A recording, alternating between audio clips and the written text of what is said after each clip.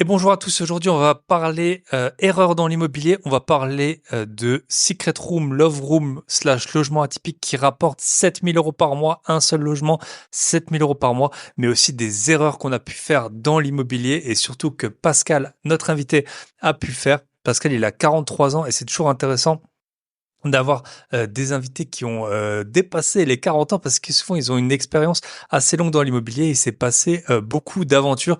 Vous le savez, j'aime bien avoir des jeunes qui commencent. J'ai fait plusieurs épisodes d'ailleurs qui vont bientôt être diffusés sur des personnes qui ont débuté il y a peu de temps parce que je trouve que c'est intéressant de voir là où tout le monde pensait que c'était trop tard, de voir comment est-ce qu'il était possible d'investir.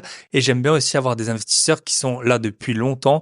Moi, ça fait plus de 10 ans. Pascal, lui, ça fait carrément 20 ans. Et donc, il va nous donner ses conseils, les erreurs qu'il a pu faire et comment ne pas les reproduire. Et aujourd'hui, c'est un investisseur immobilier accompli. On va parler aussi des revenus qu'on peut avoir en Suisse, du travail en Suisse, d'entrepreneuriat, plein de sujets hyper intéressants. Deuxième point que je voulais voir avec vous, c'était le programme Bourse de la théorie au gros billet où je vous explique point par point l'investissement boursier, pourquoi c'est intéressant, les résultats qu'on peut avoir, combien est-ce qu'on a au bout de 10 ans, 20 ans, 30 ans en fonction des stratégies qu'on applique. Par exemple, si on met 400 € par mois en bourse pendant 30 ans, on peut espérer sur base des rendements passés, donc pas des rendements incroyables sur performer le marché, on peut espérer avoir un patrimoine de 1 million d'euros en 30 ans. Mais par contre, il y a des erreurs à ne pas faire. Il y a des erreurs qui peuvent vous coûter des centaines de milliers d'euros. Donc, je vous explique tout ça, comment est-ce que les cours des actions augmentent, baissent, comment lire le nom d'un ETF, qu'est-ce qu'un ETF, quand vendre une action, quelle allocation d'actifs effectuer. L'allocation d'actifs, elle est plus importante. Il y a plein d'études qui l'ont prouvé, plus importante que le choix des actions. Vraiment, l'investissement boursier, c'est un investissement de long terme, mais c'est un investissement qui ne demande aucun temps, aucune réflexion quasiment. On met en place certains grands principes et ensuite on prend juste la tendance. En ce moment, il y a l'inflation. Ça fait plus d'un an maintenant qu'on subit cette inflation. Où va cette inflation? Il va dans les sociétés dans lesquelles on peut investir. Là encore, il y a eu des annonces qui ont été faites la semaine écoulée. Total, des records de bénéfices comme jamais. Peugeot, des records de bénéfices comme jamais. Ben voilà, l'inflation que vous payez, elle disparaît pas dans le vent, elle va dans des sociétés et ces sociétés, on peut investir dedans. Donc c'est vraiment le meilleur moyen de se protéger contre l'inflation. Et puis c'est pas de la crypto la bourse. Les sociétés créent des produits, créent de la valeur, créent des marges et tout ça, ça fait qu'il y a des résultats qui viennent monter le cours des actions. Alors bien sûr, c'est pas 100% corrélé entre les bénéfices et l'augmentation du cours, mais sur la tendance, sur le long terme, voilà, vraiment, il y a plein d'études. Je vous les présente toutes dans la formation, mais en gros, vraiment, dans l'investissement boursier, le temps joue pour nous. Plus vous attendez longtemps, après 10 ans, il y a quasiment plus aucun risque d'avoir perdu de l'argent en bourse. Donc peut-être que vous disiez, ouais, ça fait déjà des années que je pense à investir. Plus on attend, moins le risque de perdre de l'argent en bourse, il est grand. Et par contre, plus on attend, plus on se prive de revenus futurs. Je vous le rappelle, si on investit 400 € pendant 30 ans, 1 million d'euros, et à ce moment-là, je crois que le portefeuille, il augmente de 90 000 € par an. Donc, il y a des personnes qui pensent à leur retraite. Je sais, on est plein à dire bye bye patron, à vouloir dire bye bye patron, à investir en immobilier pour que ça passe vite. Mais il y a peut-être quand même une probabilité qui existe que, en fait, on va travailler jusqu'à 60, 65 ans, même si peut-être après on est à son compte. Et on peut avoir, donc voilà, avec 400 € par mois, les revenus si on a par exemple 35 ans, eh ben, on peut espérer à 65 ans 90 000 € par an avec 400 € par mois. Si vous pouvez mettre que 200, bah, ce sera la moitié, c'est hyper proportionnel, hein. Si vous mettez 100, c'est un quart. Si vous mettez 1000, j'en parle même pas. Donc tout ça, je vous explique. Je comprends la bourse, ça a l'air vraiment d'être un monde qui est compliqué. Mais pourquoi en fait c'est Hollywood qui a fait en vraiment de sorte que ce soit compliqué. Et aussi, il y a des personnes dans la banque, j'ai entendu plusieurs interviews qui expliquent clairement qu'en fait, leur métier, c'était de mettre des termes compliqués pour que en fait, l'investisseur particulier comprenne pas vraiment ce qui se passe et qu'il fasse confiance à sa banque et que la banque, elle puisse prendre des frais. Donc vraiment, la bourse, c'est un des seuls types d'investissement et même de travail en général qui génère de l'argent. Le moins on réfléchit, le plus on gagne. On met une stratégie qui est hyper simple combien on investit chaque mois, on change jamais. Sur quoi on investit, on peut à la limite adapter de temps en temps, mais vraiment pas tous les mois. Et ensuite, c'est tout. Moi, les investissements boursiers, je pense qu'en un an, mon portefeuille, il a pris plus de 10 000 euros de valeur hors l'argent que j'ai pu y intégrer. Et ça m'a pris en cumulé même pas 1 heure sur un an. Donc voilà, 10 000 euros l'heure, c'est pas encore ce que je facture. Et vous avez des podcasts qui durent 1 heure chaque semaine et qui sont gratuits. Donc voilà, le prix va augmenter. L'épisode est diffusé le 21 février. Le 28 février, les prix augmentent. Merci à tous ceux qui nous ont soutenus. J'ai vu qu'il y a beaucoup de femmes qui ont pris le programme. Merci à vous parce que, merci, vous pouvez vous remercier vous-même parce que malheureusement, il y a beaucoup d'études qui montrent que les femmes investissent moins en bourse, prennent moins à cœur ce type d'investissement, alors qu'en fait, c'est un investissement qui est très rémunérateur, notamment sur le long terme. Donc, félicitations, vous pouvez vous féliciter d'avoir souscrit à ce programme et tous les autres. J'ai eu beaucoup de retours. Je vois en fait, je peux voir en partie à quel point les programmes ont été visionnés. Donc, il y a 5h30 de vidéos. Je vois qu'il y a plusieurs personnes qui ont fini le programme et j'ai eu que des bons retours. Donc, merci à vous. Vraiment, le prix, il est très peu cher. C'est vraiment que mon but, c'est de démocratiser l'investissement boursier pour tout le monde. Ça va pas vous rendre riche du jour au lendemain, mais vous pourrez me remercier et vous remercier dans plusieurs années quand vous aurez un patrimoine qui grossit. C'est vraiment magique, hein, faut le dire. C'est comme ça que si vous regardez les personnes les plus riches du monde, elles ont de l'immobilier en partie, mais c'est surtout les actions. Et puis en fait, c'est hyper simple comme investissement. Une fois qu'on a compris les rouages de la bourse, il y a juste à prendre la tendance.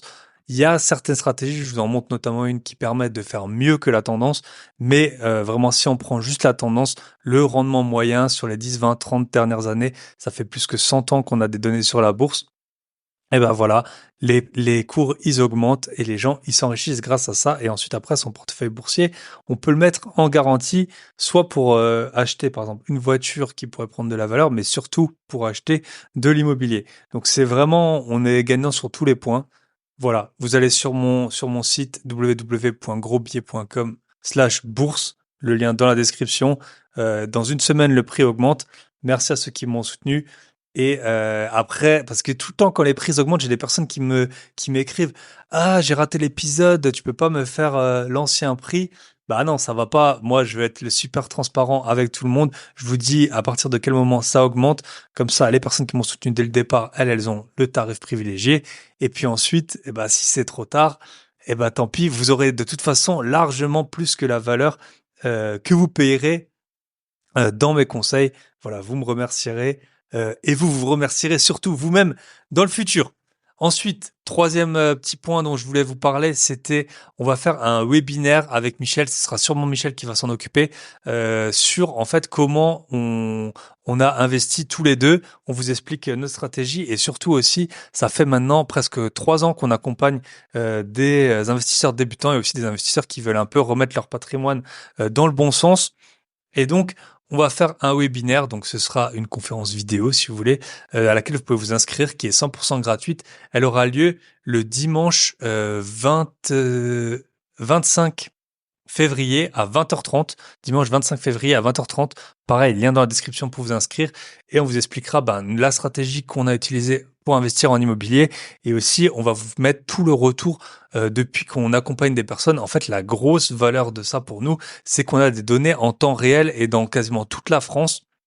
On a vraiment eu des personnes des 4 coins de France, y compris de Paris, et aussi des investisseurs à l'étranger, dont tous les deux, on est aussi investisseurs à l'étranger. Donc en fait, on arrive à suivre les tendances semaine après semaine parce que soit nous, soit nos membres, investissent en continu. Donc on sait comment s'endetter, on a vu ce qui marche pas.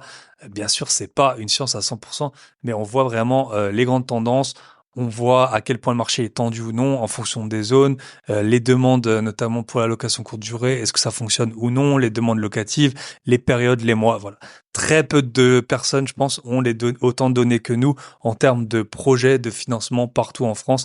Et au final, on a tout le temps des membres qui sont en train d'acheter. Donc grâce à ça, on va vous partager les enseignements qu'on a pu avoir, qu'est-ce qui fonctionne en 2024, qu'est-ce qui a fonctionné les années précédentes et notre avis sur le sujet. Donc si vous voulez vous inscrire et vous pourrez ensuite poser toutes vos questions à Michel et à moi si je serai de la partie. Vous pourrez poser toutes vos questions, c'est gratuit, ça vous engage à rien. Donc vous allez sur le lien dans la description. Donc ce sera le dimanche 25 février à 20h30.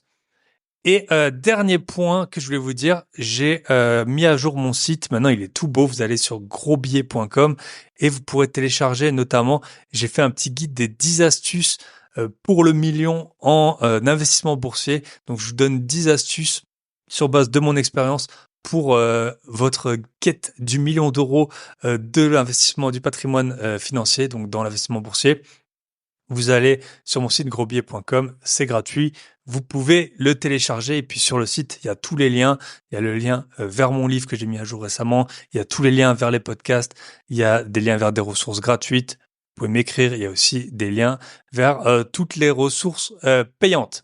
Donc voilà, on attaque maintenant avec Pascal après cette intro. Épisode riche en enseignements, riche en erreurs qu'il faut éviter de faire et surtout à comment gagner maintenant des gros billets, 7000 euros par mois avec un seul appartement. Qui dit mieux? Pas grand monde. En tout cas, je crois que sur les plus de 100 invités que j'ai eu sur le podcast, c'est du jamais vu. On se retrouve de l'autre côté avec Pascal.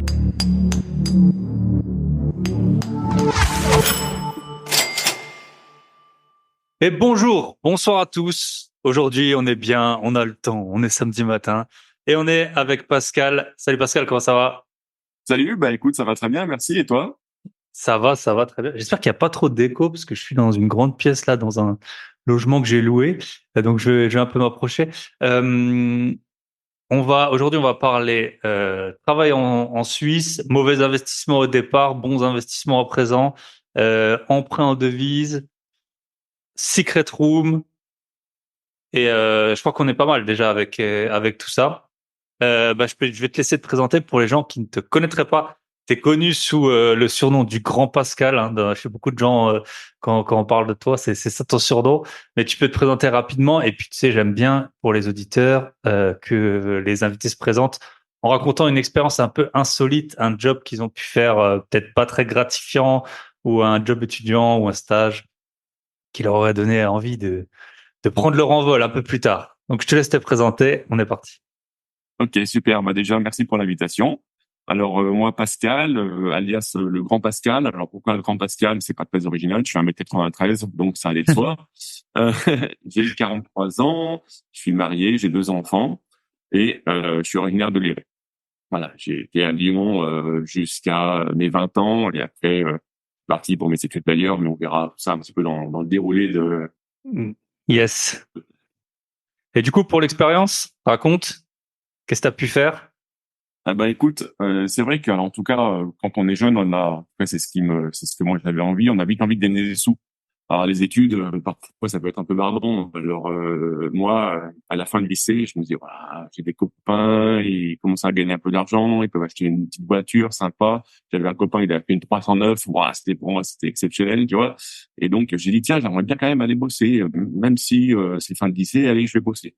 Et mon père il me dit tu vas aller bosser? Il n'y a pas de problème.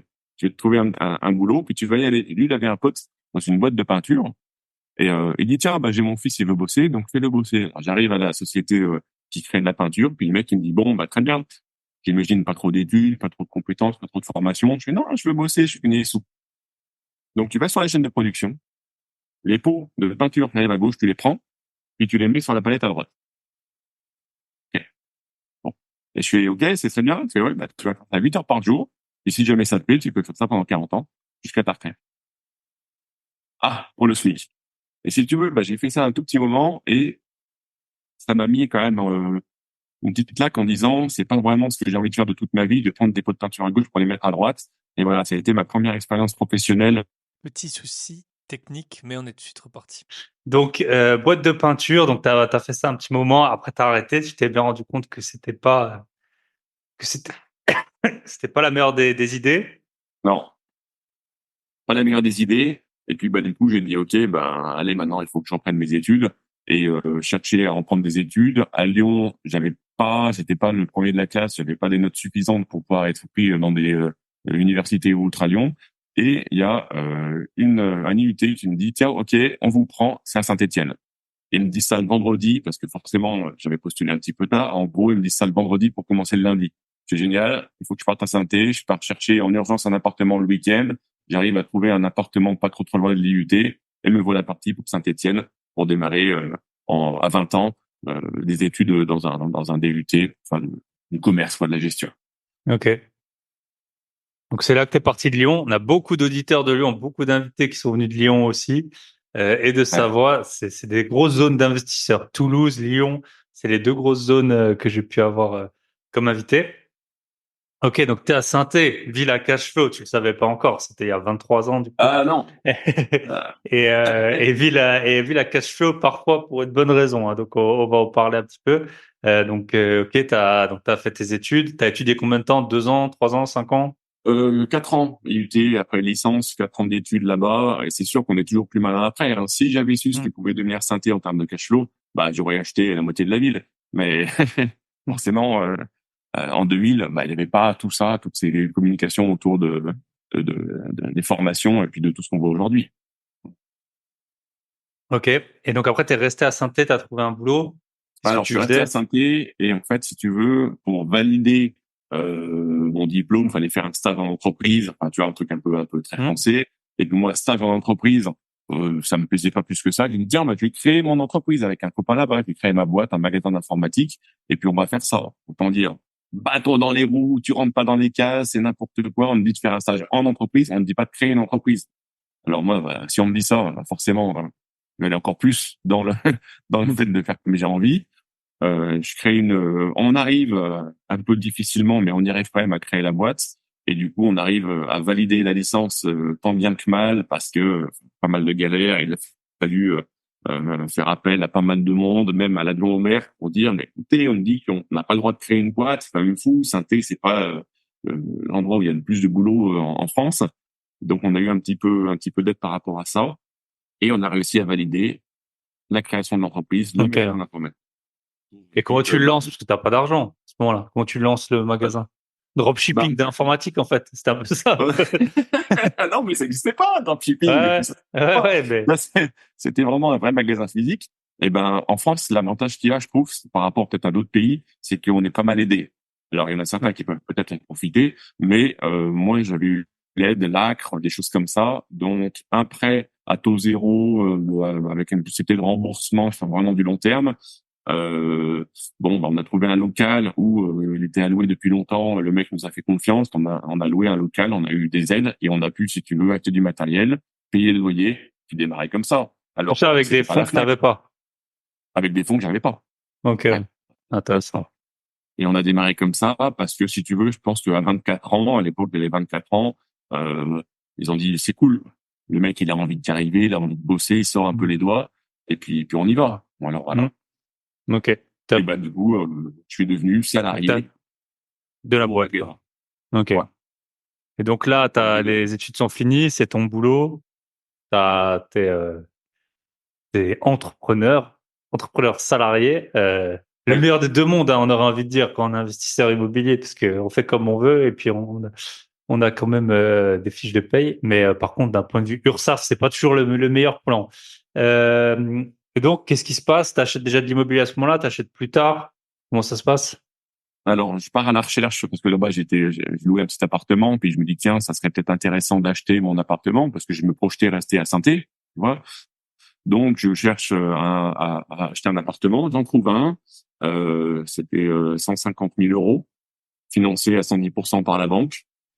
Bon, voilà, je trouvais la mensualité correcte, prêt sur 25 ans à l'époque. Donc, je roule, j'achète. Et puis, bah, voilà, en gros, ça me coûtait presque le même prix que mon loyer. Donc, j'ai vite compris déjà à ce moment-là, à 24 ans, qu'il fallait que j'achète un bien.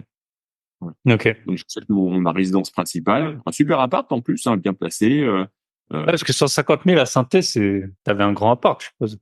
ouais, j'avais un bel appartement Courforiel pour ceux qui connaissent. Donc, quartier assez sympa. Et je crois que ça faisait 90 ou 100 mètres carrés, donc un truc sympa. Hmm. 24 ans. Hmm. Ouais, ouais, c'est ça. Ouais. Et puis, ben, j'allie le magasin d'informatique et ma résidence principale. Et puis, je me dis, franchement, ça n'a pas été difficile d'acheter ma résidence principale. La banque m'a suivi, j'ai pas mis de rond. Et pourquoi je recommencerais pas la même chose, mais pour faire un investissement locatif? Pas une mauvaise idée. Alors, je pars à la recherche. Et là, je me dis, bon, bah, allez, je vais voir pour un appartement, peut-être même deux d'un coup. Puis la banque me dit, bah, écoutez, nous, on vous finance jusqu'à 230 000 euros. Oh, cool. Et là, je trouve un immeuble. C'est le truc que tu n'arrives jamais à savoir dans quasiment toutes les banques.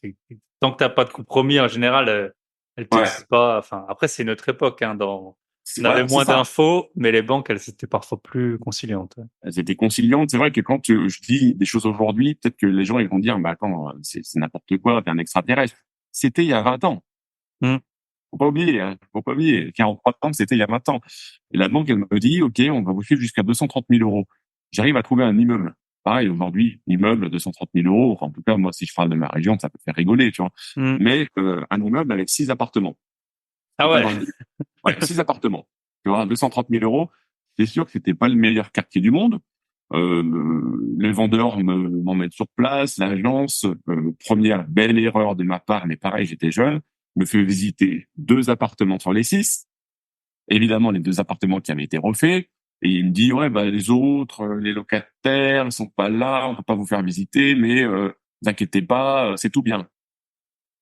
Ok. Ouais. Et ben, Ah, toi, t'es nickel. crédule. Quand t'as 20 Ouais. ans, t'es crédule. Quand tu vis, Et on puis, dit et les vieux, ils puis, sont et puis jeune. aigris, mais non, mais c'est juste que t'as appris. T'as appris. T'es vieux. J'ai carrément appris. Puis tu vois, moi je voyais pas le mal. Je me suis dit, bah le mec, je lui fais confiance. De toute façon, il va pas m'arnaquer. Mm. Enfin, bah tiens. Vous Donc, voyez pas les gestes, mais vous avez compris. ouais, j'achète cet appartement après en avoir visité donc que deux. J'achète cet immeuble. Pardon.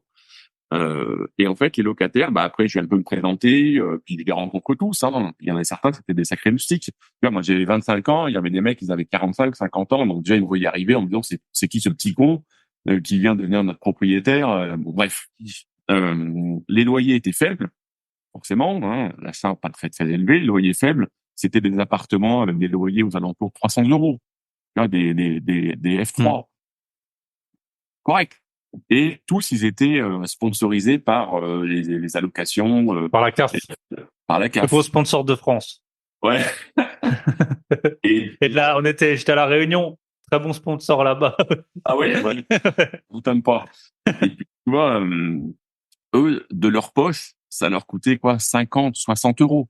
Et le Mm. reste, c'était le CAF qui payait. Donc, bon, bah, moi, tranquille. Et puis, tiens, à un moment donné, il y a des loyers, les 50 balles, je les reçois plus. Ah non. Tu sais, je dis, ah, peut-être qu'il y a un peu, peut-être qu'il a oublié. Non, mais quand je m'entends dire ça aujourd'hui, je me Ah, dis mais moi, parce que, c'est pareil. Mon premier appart, je les impayés.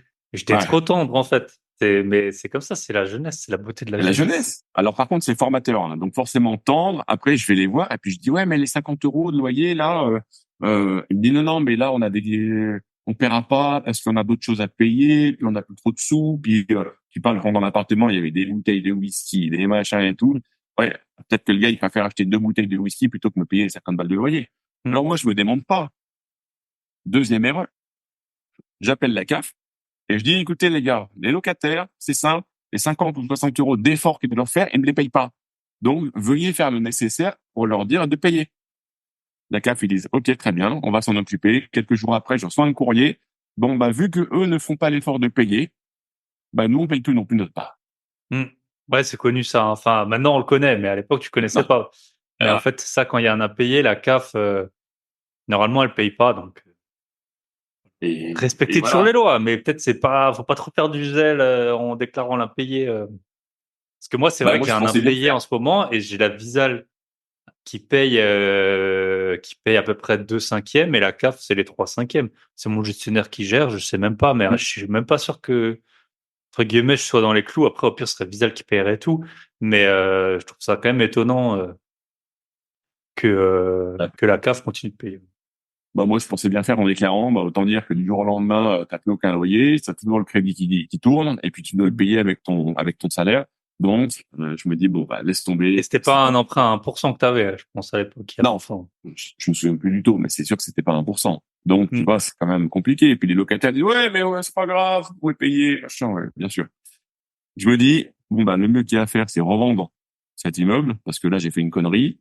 Et justement, j'arrive à trouver des investisseurs lyonnais qui eux ont dit bon bah écoutez, on vous rachète l'immeuble et me l'ont racheté le prix que j'avais acheté. Donc tu vois, j'ai pas perdu de rond. Si j'ai perdu les frais de notaire, bon, j'ai pas perdu de rond, mais ça a été. Et je leur ai dit forcément attention, les locataires, n'inquiétez pas. C'est mort, c'était des investisseurs qui n'avaient pas 20 ans, ils avaient peut-être un peu l'habitude de ça, ils allaient trouver des solutions et ils rachetaient un immeuble pas cher. Puis après, j'ai pas eu de nouvelles, mais ils ont foutu les mecs dehors, je sais pas. En attendant, ça a été ma première expérience d'investissement qui a été un peu tendue. Mm. Et c'est formateur. Tu vois, autant à l'époque, il n'existait pas de formation, autant ça, c'est formateur. Et voilà. Les François à 1000 euros, c'est moins cher. Même si à 1000 euros, elles sont, c'est moins cher que 20 000 euros de frais de notaire. Ouais, non, c'est clair, c'est clair. Donc voilà, première expérience. Et puis à ce moment-là, tu vois, le magasin d'informatique, il commençait aussi à avoir un peu plus de difficultés. Peut-être les gens, ils commençaient à acheter plus sur Internet. Tu vois, voilà, plus de difficultés. Et puis je me dis bon, allez, on va passer carrément à autre chose. J'étais avec mon associé de l'époque. On dit bon, bah voilà, l'immeuble il est vendu, les magasins d'informatique, il est temps d'arrêter. Voilà, avant qu'on perde avant qu'on perde de l'argent. Qu'est-ce qu'on peut faire? Et nous, on se dit bon bah allez, qu'est-ce qu'on peut faire comme nouveau challenge? Tu vois, toujours un peu le challenge. Il dit et si on rachetait un restaurant? Non mais allô, Aucune compétence, quoi. Aucune aucune, aucune. Mais fun, bon délire. Alors c'était pas pour faire un restaurant étoilé, mais un restaurant avec peut-être tu peux faire une pizzeria, machin. Alors, ça, c'est du boulot, hein, mais en tout cas un nouveau challenge. Ah, on dit ok, allez feu. Et puis à ce moment-là, ma copine de l'époque, qui est devenue ma femme aujourd'hui, elle dit, écoute, franchement, je prends un restaurant, mais on va pas se voir. Ça va être la misère. Donc écoute, si tu veux vraiment reprendre le restaurant avec Laurent, mon associé de l'époque, bah tu le reprends, mais en tout cas nous on se sépare parce que ça sera trop dur de jamais se voir. Le métier de la restauration, c'est un métier qui est évidemment difficile. Donc bon bah je me dis, allez, Bah, c'est bien d'en avoir eu conscience à ce moment-là. C'est un peu ouais, comme ceux qui achètent des immeubles où il faut tout refaire à 2 heures de chez eux. Hein.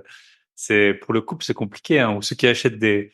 Le pire, je pense, c'est les corps de ferme. C'est les gens un peu hippies, ils achètent ça, ils ont pas d'argent, ils ont des métiers mal payés. Et puis ils tablent sur 60 000 euros de travaux. En fait, c'est 300 000. Et puis ouais. quand c'est fini, ils se séparent. Ils vendent ça à la moitié, parce que personne n'en veut. Et puis non, non, c'est des vraies questions à se poser. Hein, quand le rythme et la charge de travail. Donc Et voilà. puis tu vois, moi j'avais 25 ans. Tu vois, ma copine, elle devait avoir quoi, 22 ans. Tu vois, Elle était quand même déjà clairvoyante, hein, en tout cas, sur le voilà, sujet. se mettre avec un fantôme, ça l'intéressait pas. Hmm. Tu vois. Du coup, elle dit, écoute, moi, mes parents, ils habitent en Haute-Savoie. Je vais partir là-bas. Soit tu reprends le resto, tu restes à Saint-Thé, soit tu viens avec moi et on part en Haute-Savoie.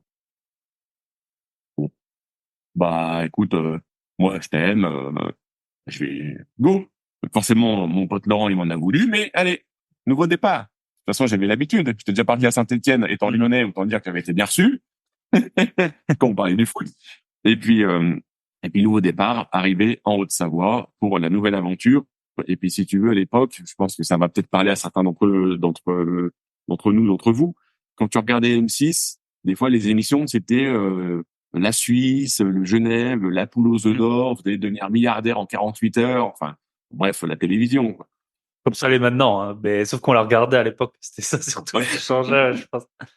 Yes. Et Et puis, juste avant qu'on attaque sur la Suisse, peut-être ouais, ouais. ton associé, il a pris un resto, lui? Oui, Comment ça s'est passé? et c'est super bien passé. Ok. Franchement, du coup, Il l'a c'est encore, il l'a une personne. revendu. Il l'a gardé quelques années. Il avait acheté le fond et les murs. Donc, tu vois, pareil, lui, à Hmm. l'époque, un bon. Il l'a gardé plusieurs années, puis il l'a revendu en faisant un bon bénéfice. Bon, il traversait des galères, hein, évidemment, parce Hmm. qu'on est encore un peu en contact, zone inondable, la Loire qui monte, 2 mètres d'eau dans le resto, enfin bref, des galères. Mais il l'a gardé quelques années, il l'a revendu, bien vendu, et là maintenant, lui, il est passionné d'automobile. Il a ouvert une concession de véhicules qu'on appelle un peu light is white, ça veut dire Lotus, Opel Speedster et tout ce qui est Renault Sport. Et il a un succès important. Il a du succès. La dernière fois que j'ai été le voir là-bas, il me dit tiens, on va aller acheter comme au bon vieux temps du mauvais whisky et des mauvaises pizzas, comme quand on était étudiant. Et on est parti à Leclerc en Ferrari pour acheter du whisky à 2 balles. Enfin voilà. Donc, c'était un peu Ah, sympa. Quoi. Donc tu vois, il s'en est bien sorti aussi. ok. Top. Donc, comme Arrivé quoi, on en peut avoir une Ferrari à Saint-Étienne ou alors aller direction la Suisse. Tout exactement, à fait. exactement. Alors, j'ai pas de Ferrari, mais en tout cas, j'en vois souvent. Euh, ouais, arrivé, si tu veux, en Haute-Savoie, personne ne m'attend. Hein, logé dans la chambre études quand ma femme, enfin ma copine de l'époque était étudiante. Donc tu vois, tu vas chez ses parents dans une piole qui fait 12 mètres carrés. Ma femme, moi et notre chien.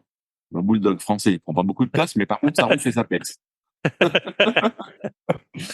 Donc, euh, dans les 12 mètres carrés, puis si tu veux, Ah, à t'as plus table, envie. T'as plus envie, ouais. plus envie, au secours. Hmm. Donc, l'idée de me dire, il faut vite trouver un boulot, idéalement en Suisse, et puis vite se tirer. Donc, j'imprime un bon paquet de CV. Et puis là, je vais dans tous les centres commerciaux, je distribue. J'étais prêt à faire n'importe quoi. Je voulais avoir un job, je voulais avoir mon permis de travail. Et puis, basta. Donc, je distribue ça un peu à tous les magasins qu'il y avait. Et finalement, je suis assez rapidement appelé par un des magasins qui s'appelle Fust. C'est un peu le Darty suisse.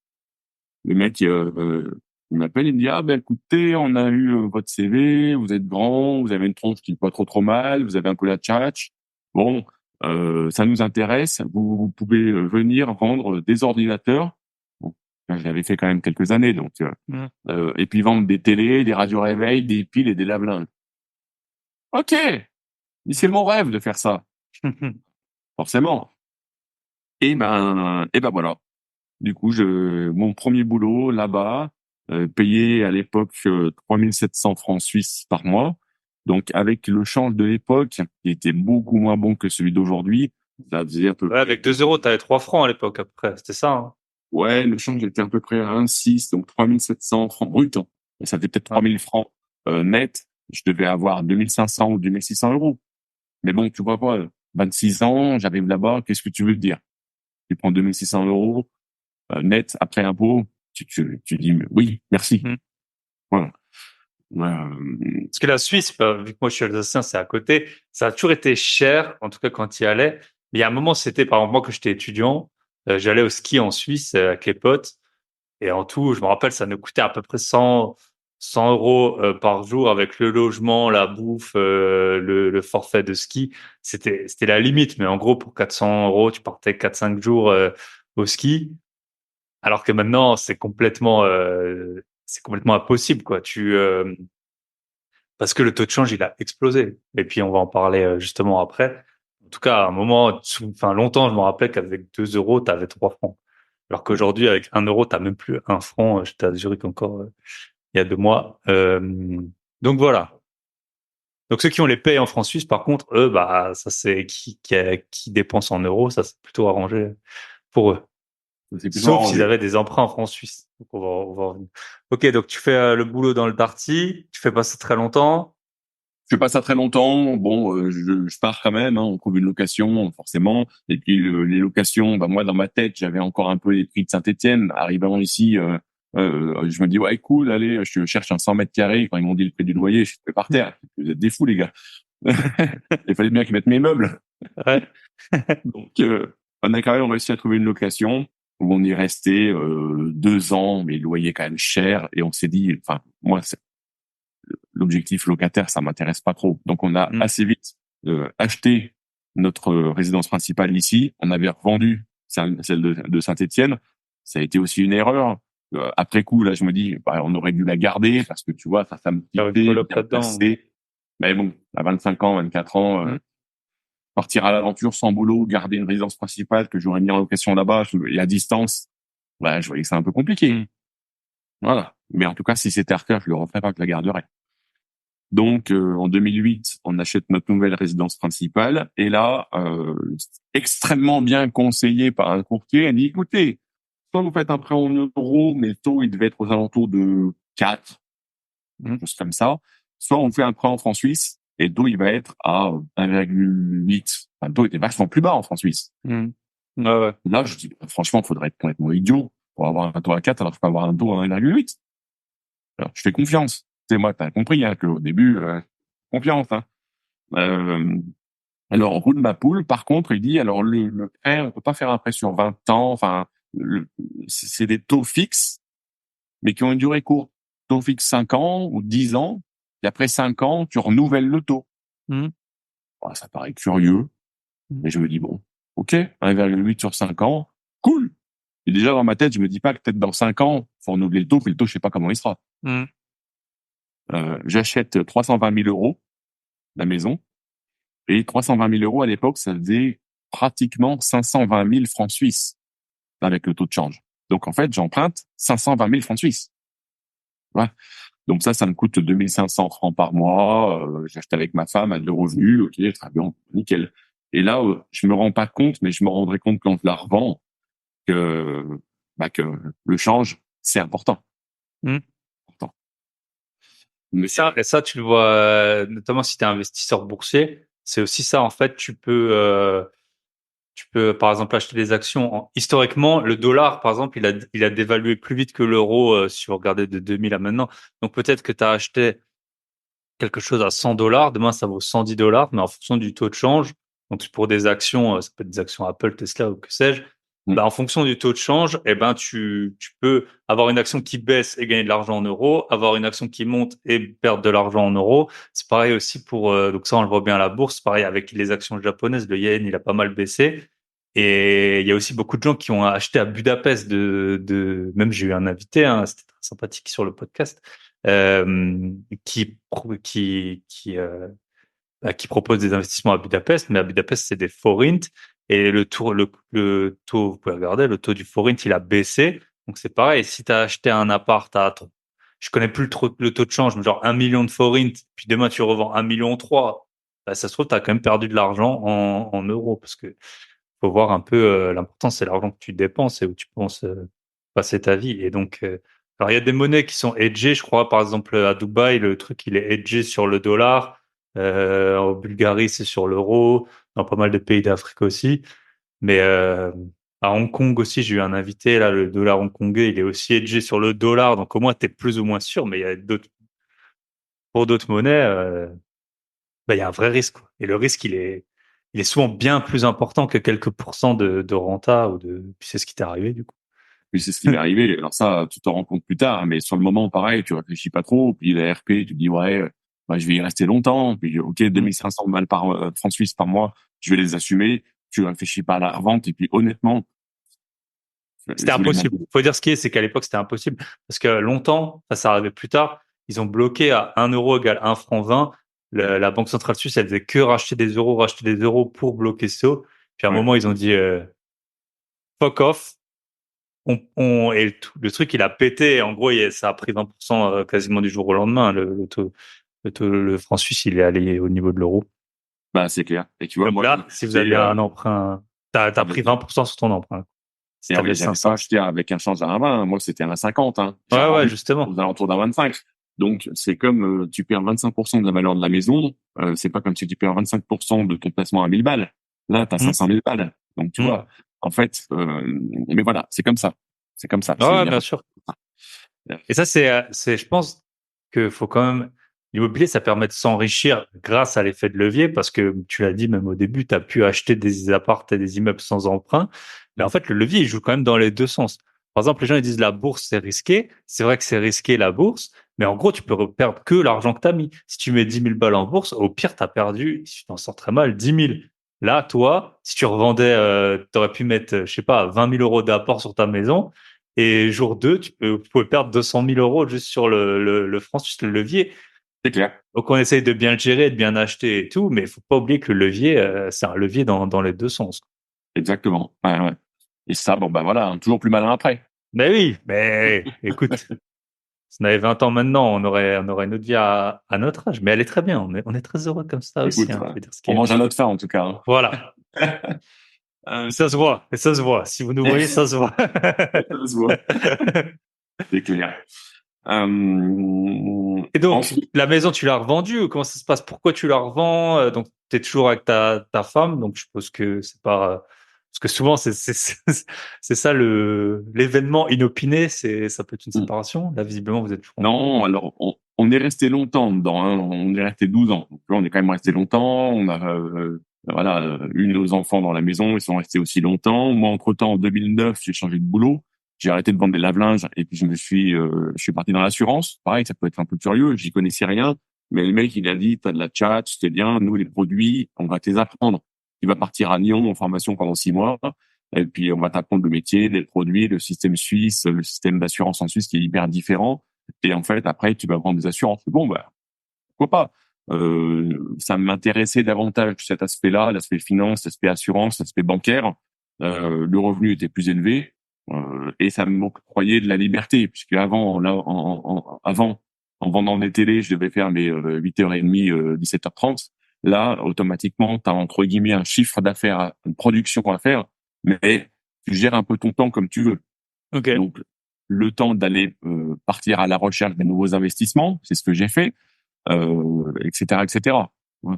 Donc ça, je trouvais bien le fait d'être salarié d'une compagnie d'assurance, mais d'avoir quand même cette liberté. Donc, tu es salarié, mais un peu indépendant. Hmm.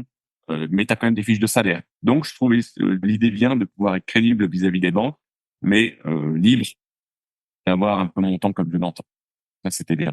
Et en 2010, donc à 30 ans, je me dis, OK, ça fait 1 an que je suis dans ce nouveau boulot, je gagne correctement ma vie. Allez, je vais repartir à la recherche d'un investissement. Je vais essayer de pas faire la même erreur qu'à Saint-Étienne, à trouver un immeuble pourri avec des locataires qui payent pas.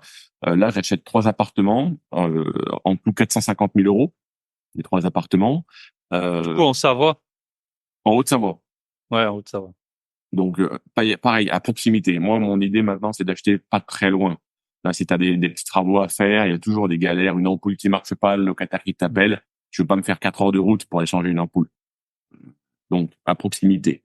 Et encore une idée de génie à l'époque, mais franchement, je m'entends aujourd'hui. Je me dis, tiens, les 450 000 euros pour faire du locatif, hein, si je faisais un prêt en francs suisse, Mais là, t'avais pas encore vendu le. non, Ah ouais. tu vois, la maison que j'ai achetée en 2008, Hmm.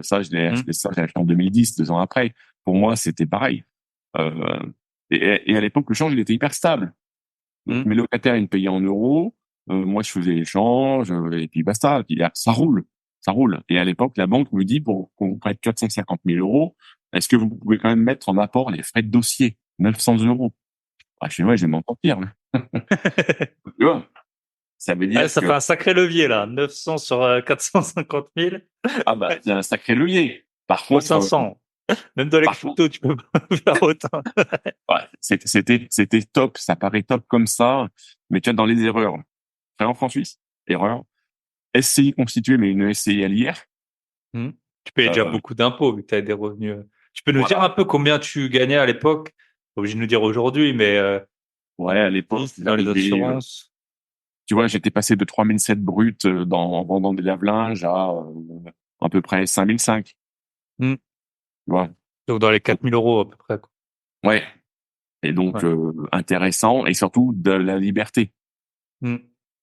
Hum. Ah bah c'est sûr. Je pense que la plupart des gens, si tu leur dis 4 000 € et de la liberté et que tu peux emprunter, il y a Ouais. encore beaucoup de gens qui seraient très intéressés par le concept. Bien sûr, bien sûr. Bah, c'est Hmm. normal, hein. Mais voilà, tu vois, comme quoi, bah, des erreurs, le fait de faire le prêt en francs suisses, de faire la SCI à l'IR, parce que je me faisais forcément ouvrir en deux au niveau des impôts. Mais tout ça, à l'époque, Hmm. on le savait pas. Et puis, en 2010, c'était pas comme aujourd'hui où tu tapais sur Google investissement immobilier, tu as 8000 vidéos qui t'expliquent comment il faut faire. Ah, Tout ça, ça ouais, bien n'existe sûr. pas. Donc, bah, forcément, des erreurs. Euh, Après, tu vois, la maison, entre guillemets, toi, t'avais, alors, l'erreur, peut-être, c'est que tu l'avais emprunté en francs suisses par rapport à une revente en euros, mais d'un point de vue flux, d'un côté, toi, en gros, tu gagnais des francs suisses, tu remboursais des francs suisses, t'es pas si idiot. Là, le cours de change, il a fait que le franc suisse a apprécié par rapport à l'euro, mais si ça avait été l'inverse et que tu avais eu un emprunt en euros, bah, peut-être que tu aurais été dans la panade. C'était 3 700 francs, c'était devenu 1 000 €, par exemple. ouais, Enfin, eh ben, voilà. Donc, c'est pas idiot d'avoir des remboursements et un flux dans la même devise. Après, le problème, c'est que là, ton actif, il était en euros. Enfin, c'était toujours à voir, quoi. Est-ce que c'était le rembourser toute ma vie ou le revendre, quoi? Il s'avère que souvent, on sait pas, hein. On sait pas sur 20 ans, comment ça se passe, quoi. c'est clair. On sait quand on achète, on ne sait pas qu'on va revendre. Mais tôt ou Yes. tard, de toute façon, Ouais. Les années passent, toujours mon boulot d'assurance, les revenus qui augmentent un petit peu, et je me dis bon bah allez, je vais enchaîner, je vais essayer d'acquérir aussi d'autres biens immobiliers, parce que mine de rien, bon, je faisais pas fortune, mais les locataires ils payaient le crédit, c'est un peu Mm. l'idée, quoi. Et puis à l'époque surtout, tu faisais du nu, le loyer paye le prêt, ouais, Mm. ça va, franchement ça va, je vais pas me plaindre. Donc 2013, j'achète un autre appartement en euros ce coup-ci, je suis un peu moins bon, on me le conseille donc je suis en euros. Et ensuite, 2014, 2015, 2016, je rachète encore des parkings, quelques petits studios, des choses comme ça. Et ça joue. Tu vois, ça fonctionne. Les locataires, ils payent le crédit. Donc, moi, franchement, ça va. Je paye des impôts, mais ça va. Euh, 2017, je change d'employeur, toujours dans l'assurance, mais je change d'employeur. Les revenus qui augmentent, toujours la même liberté. Donc ça, c'est plutôt bien. Je me dis, allez, maintenant, on va accélérer encore un tout petit peu. Allez, j'achète une grande maison avec beaucoup de travaux, dans laquelle je fais 3 appartements, faits en euros. Ah, tout va bien. D'accord. 3 appartements. Donc là, si tu veux, pour parler un tout petit peu de chiffres, j'ai acheté cette maison 200. Ça, c'est 2017, hein, c'est ça? Ça, c'est 2018. 2018, ok. Ouais, tu vois, 2017, je change d'employeur, 37 Mm. ans. 2018, j'achète une maison pas très loin de chez moi, hein, toujours dans le secteur, et achat à 270 000 euros. Beaucoup de travaux à faire parce que cette maison, j'en fais 3 appartements. Donc, je fais 190 000 euros de travaux. Euh, la banque me demande les frais en apport. Donc, c'était encore à l'époque hyper bien. Mm. Du coup, j'emprunte 460 000 euros sur 20 ans. Ça me coûte, parce que le taux était bien, ça me coûte 2400 avec assurance, 2450 euros par mois. Et je loue 3000, je loue 1000, 3 fois 1000, les 3 apparts. Ok. Donc je rentre 3000, je rentre 3000, je rembourse 2005. Bon, Ouais, c'est puis ça bien. commence à être des gros montants. C'est pas des rentas de fou, mais quand tu commences à toucher 3000 euros de loyer, c'est pas la même chose que toucher 600 euros Ah oui, sur un appart que tu as payé 50 000, quoi. C'est d'autres montants, tu capitalises beaucoup plus. ouais. Euh, Bah, ça, c'est un peu la Haute-Savoie. C'est-à-dire que ici, tout est cher. Donc, mm, oui, quand tu arrives à obtenir des crédits, c'est tout de suite des montants qui sont élevés, mais in fine, ce sera bien, parce que le mm. capital amorti, alors, il sera élevé. Mais voilà. Et on arrive gentiment en Mais 2000. là, t'es en nu, t'es en Ah, SCLIS, t'es en nu. Ah ouais, donc les impôts, ouais, tu payes quand même. t'as compris. T'as compris. Mais tu vois, pareil, hein, aujourd'hui, tout ça, ça peut paraître aberrant. Les gens, ils vont me citer des cailloux quand ils vont entendre ça. Mm. Mais ils vont me dire, mais t'es complètement abruti de pas avoir fait différemment. Mais il faut se remettre dans le contexte Mais de bien l'époque. sûr. Donc, Tu vois, aujourd'hui, il y a beaucoup de gens qui font des locations courte durée. Dans 5 ans, peut-être que enfin, en fonction de l'évolution des lois, tout ça, de la fiscalité, ils vont dire, mais putain, t'avais une stratégie LCD, c'était trop bien ou débile. Mais voilà, quand t'es toujours plus intelligent après. bien sûr. Et bon, mine de rien, je fais des impôts, machin, mais j'amortis du capital. Donc, Mm. c'est pas la renta de malade. Mais, mine de rien, bah, je rembourse quand même 2500 par mois de capital que sur ce lot. Mm. Bon, c'est pas mal. Et on arrive gentiment en 2019. Et là, on commence bien à voir sur les réseaux un petit peu les formations qui arrivent, des trucs Mm. comme ça. Je tombe sur une vidéo d'un gars hyper dynamique qui a une belle Lamborghini. Donc, Cédric quand je- Anissette, on le connaît. Cédric Anissette, qui parle d'investissement, qui parle de lui. Et en fait, si tu veux, je me dis, ouais, peut-être que ce que je fais depuis le départ, c'est pas mal, mais il y a largement possibilité de faire mieux. Et là, je passe Du du coup, tu temps. peux nous dire juste là, à peu près, t'as combien de lots d'encours, tout ça? À Si ce moment-là, ouais. T'avais euh, revendu d'autres choses que ton appart à Saint-Étienne et ta maison? La maison, tu l'avais pas encore revendue? je l'avais pas encore revendu. Ouais. La maison, je l'avais pas encore. J'ai conservé tout ce que j'ai acheté, je l'ai conservé. Ok. Voilà. Donc là, tu avais Donc plus d'un là, million d'euros brut, facile oui, d'encours, oui, je pense. oui. Ouais. Euh, mais voilà, tout en nu. Tout en nu, tout se payait, sauf les impôts. C'est ça. Ouais. Mm. Et puis les travaux et tout, forcément, les taxes foncières, t'as quand même des billets à mettre de temps en temps, tu Mm. vois, donc ça peut être un peu douloureux. Donc bosser, c'est bien, gagner bien sa vie, mais si c'est pour finalement dépenser tout le pognon pour payer des impôts et la taxe foncière, Mm. ça fait moins rêver. Mais voilà, c'était comme ça. Et je regarde des vidéos, donc Anicette et puis beaucoup d'autres. Je me forme, je passe beaucoup de temps sur YouTube, Mm. beaucoup de temps à lire plein de choses, et je me dis, putain, mais Pascal, ce que t'as fait, c'est pas mal, mais arrête un peu tes conneries, et puis il faut prendre des décisions pour faire mieux. Mm. Euh, moi, si tu veux, le Anicet comme il est, bon, c'est un mec qui est, voilà, c'est lui qui a ouvert la boîte de Pandore, qui a fait permettre à beaucoup de gens de faire pas mal de choses. Moi, à cette époque, j'avais 39 ans, donc j'étais pas trop impressionné par la Lamborghini, parce que Mm. déjà, j'en vois tous les jours à Genève. C'est le salon de l'automobile toute l'année ici. Mm. Donc, si tu veux, dans les trucs, moi, dans le cadre de l'assurance, je m'occupe beaucoup de financement immobilier. On appelle ça des financements hypothécaires pour mes clients. Des mecs qui achètent des appartements à 2 millions, 3 millions, des maisons à 5 millions. Donc, des mecs qui ont du fric, j'en parle. Et forcément, ça donne un peu aussi une idée et puis une envie de dire, mais comment ils font ces mecs-là? Parce que c'est souvent grâce à l'immobilier et Mm. grâce au système immobilier et système hypothécaire de financement en Suisse. On va l'expliquer un tout petit peu juste après.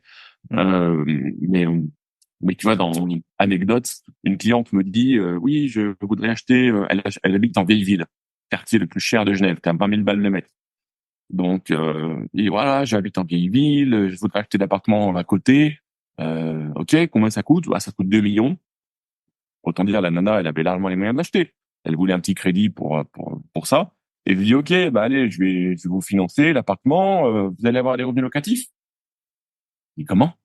Mais ça va ou pas? Non, non, l'appartement, c'est pour moi. Ben, je dis, c'est pas une résidence secondaire, c'est à côté de chez vous.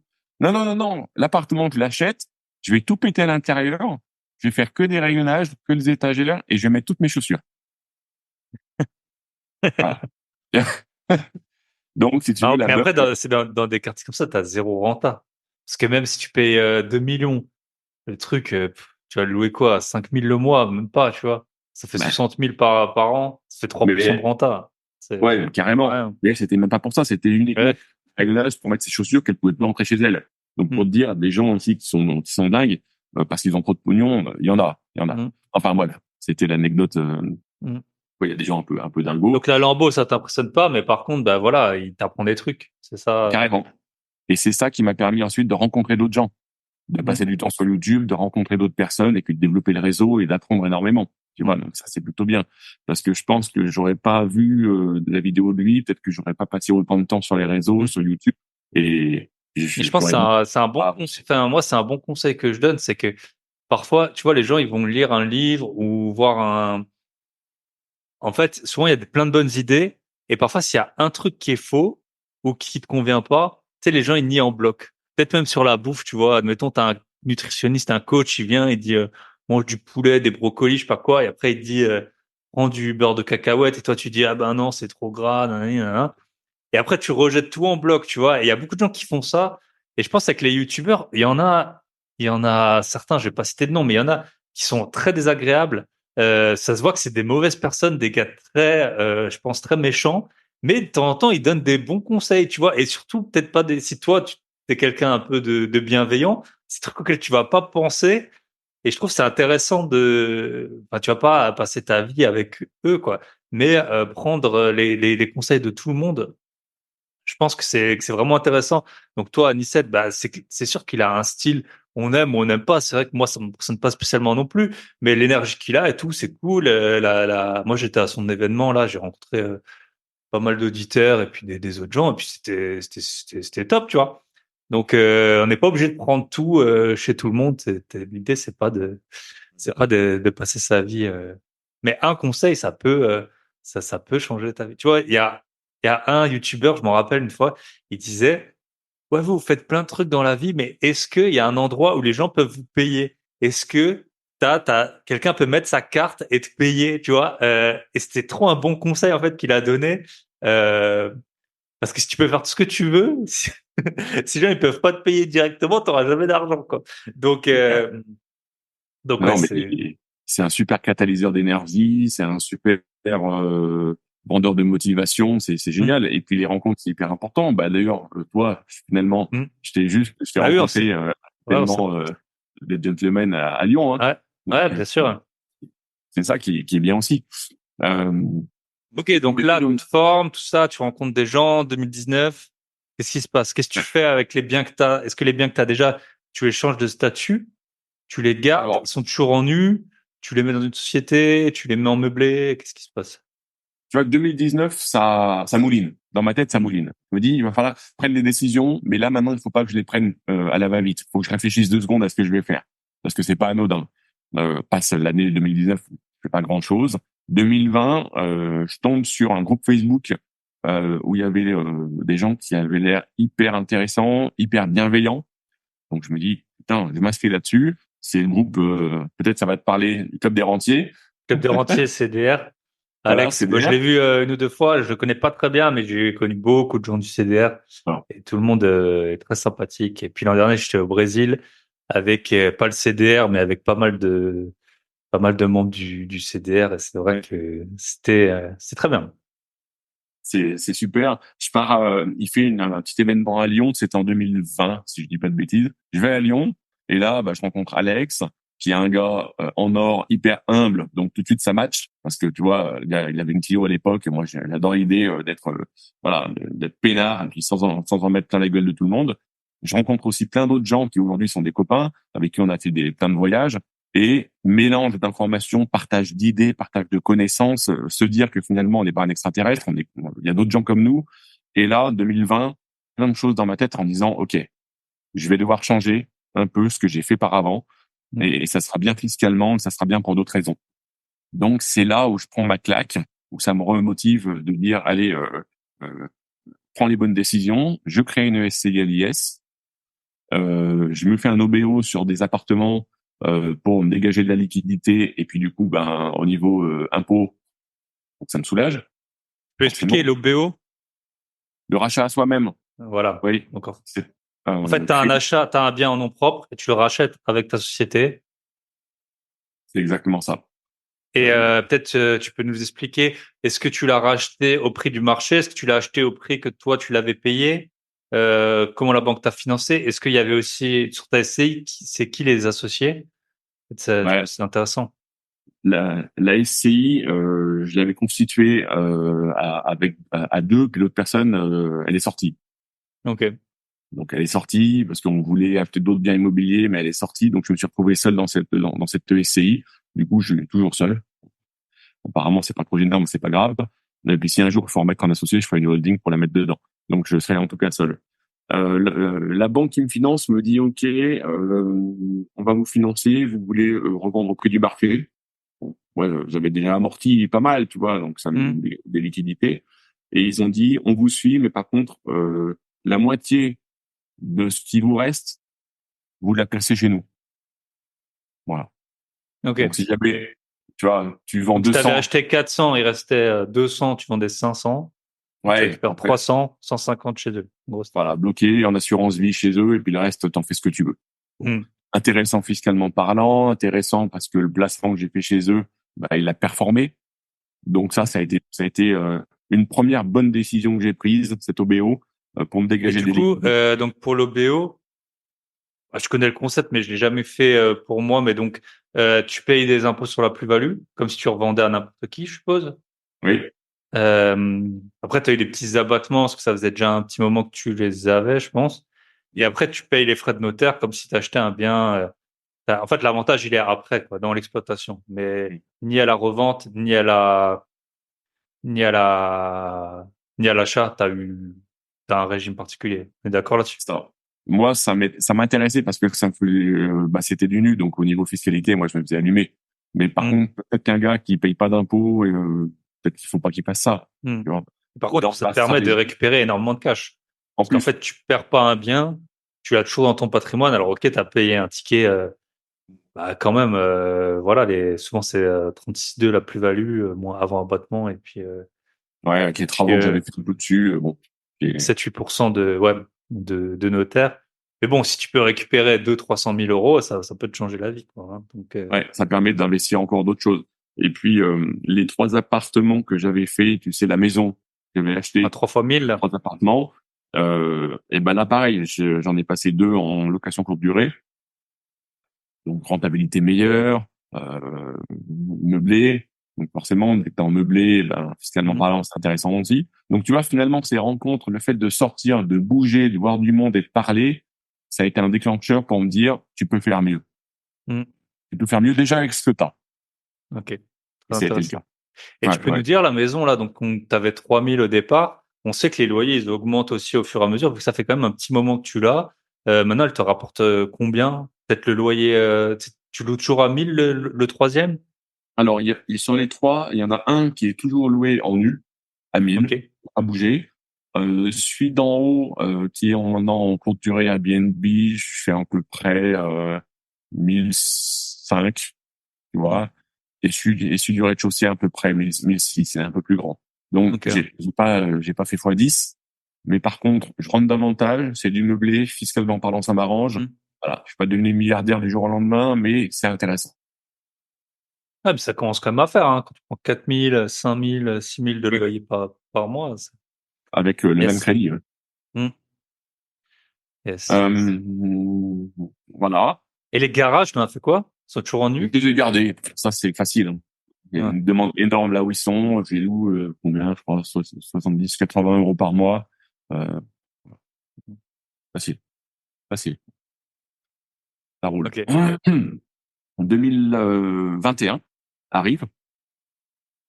Je vends ma maison résidence naturelle pour en acheter une nouvelle. Parce qu'on se dit, allez, l'autre, elle était pas très grande, on en veut une plus grande, on veut un plus grand terrain. C'est maintenant ou jamais, c'est pas une fois que les gamins, ils sont partis de la maison qu'on va en acheter une grande, ça aurait pas de sens.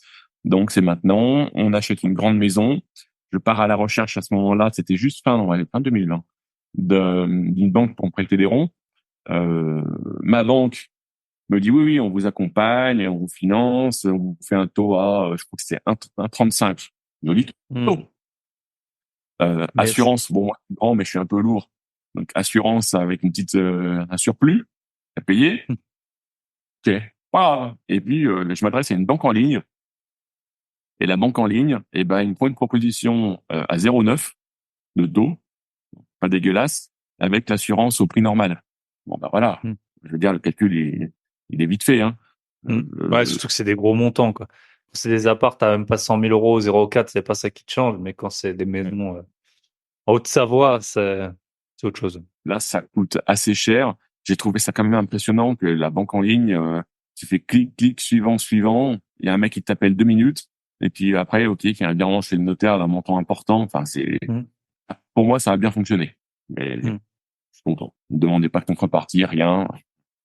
Donc, changement de déménagement, nouvelle maison et nouveau projet. Parce que forcément, on ne peut pas s'arrêter là. Mm. La SCI que j'ai constituée pour faire mon OBO, je me dis, bon, bah allez, si je partais à la recherche d'un nouveau bien, et là, vraiment, à la toute frontière de Genève, vraiment à toute frontière, je trouve un appartement avec beaucoup de travaux, un duplex de 120 mètres carrés, 3 chambres. Et là, je me dis, écoute, Pascal, avec tout ce que tu as vu, avec toutes les informations que tu as eues de Alex et compagnie et tous les copains du Mm. CDR, si tu partais sur une coloc, oh, Mm. pas idiot.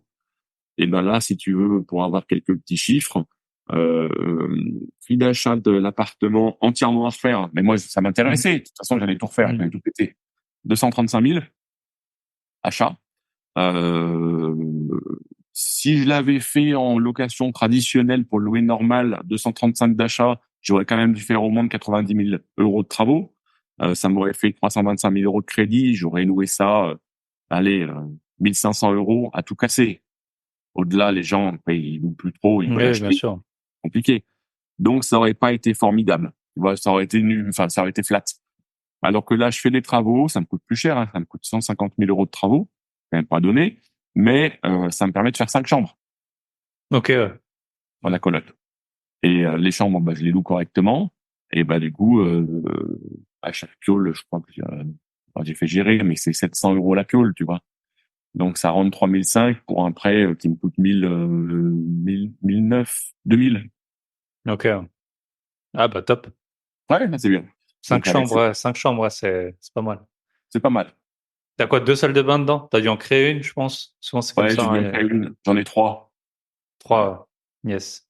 Ouais. Et t'avais déjà les évacuations, les arrivées d'eau et tout, t'as pu les coller comme ça ou t'as dû faire un peu le...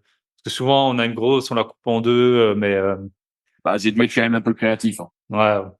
Ouais, c'est ça, parce que là, on donne juste les chiffres, mais je me doute bien que c'était pas, C'était pas comme l'emprunt dans la banque en ligne, quoi. Ça a pris un peu plus Non, de. ah bah là, 150 000 de travaux, j'aurais pu faire moins de travaux et une chambre de moins. Bon, et je me suis dit, si je fais une chambre de plus, ça va me coûter plus cher en travaux, je vais me casser la tête. Parce que effectivement, je prends des raccourcis, hein, mais c'était une vraie galère. L'archi intérieur, là, s'est cassé la tête pour les réseaux, arrivées, évacuations. Bon, Mm. les arrivées d'eau, ça va, les évacuations, c'est pas si simple. Et puis, l'idée, c'était quand même de pouvoir faire cette cinquième chambre, parce que tout de suite, ça coûte plus cher, mais par contre, après, c'est plus rentable. Mm. Et puis, c'est bien placé. Donc, Yes.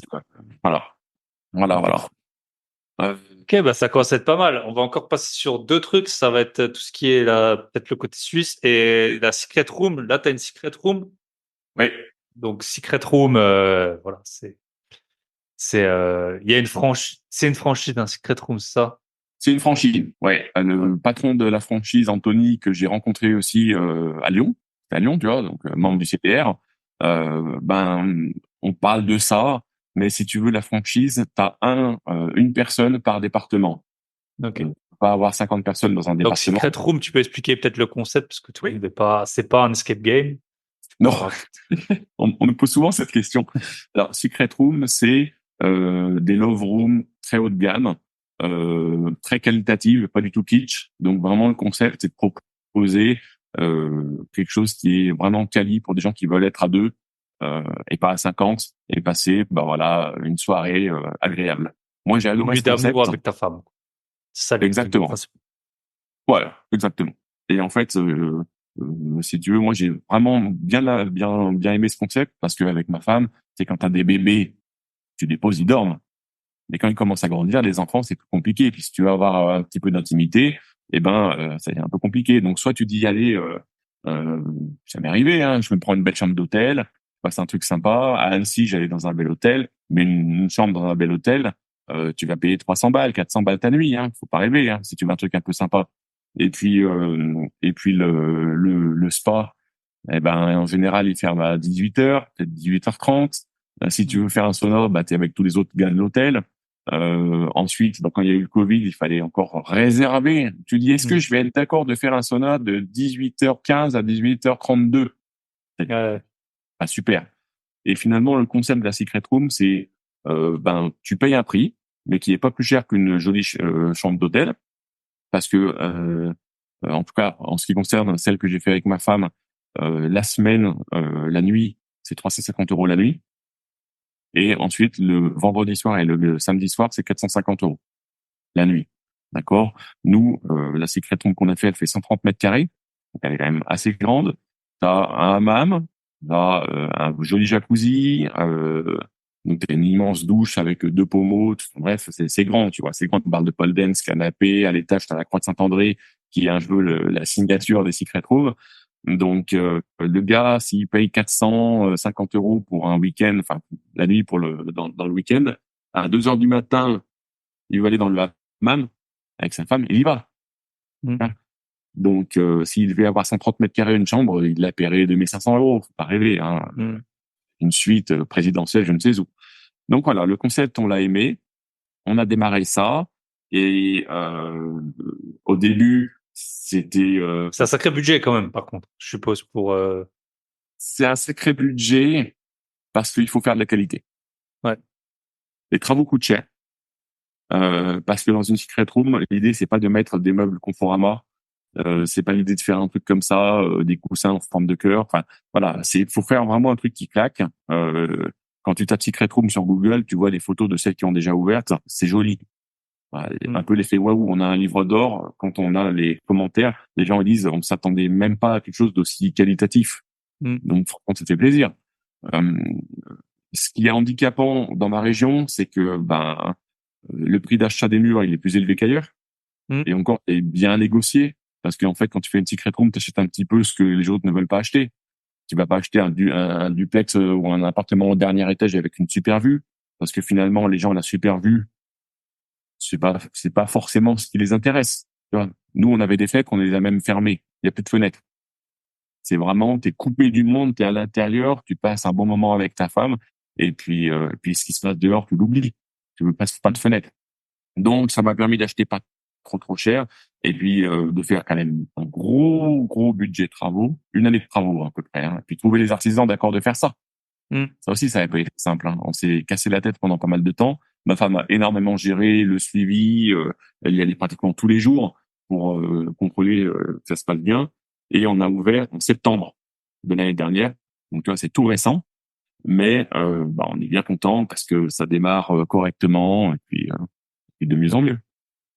Ok. Et tu peux nous dire le budget? Ou un budget peut-être classique pour quelqu'un. Enfin, l'aménagement, au moins, tu as 200 000 euros, facilement 200 000 euros de travaux, je pense. Ouais, je pense qu'aujourd'hui, en aménagement, tu dois compter 2 000 euros du mètre. Ok, ouais, Travaux, donc ouais, 200 aménagement. 000 pour le. Voilà. Ouais. Euh, Ensuite, le Et prix t'as un cahier d'achat. des charges, t'es obligé d'avoir un jacuzzi, obligé d'avoir un hammam. Enfin, la franchise, elle te met une sorte de cahier des charges. Ouais, Anthony, il vient déjà checker l'endroit pour te dire ça va OK ou c'est pas OK. Hmm.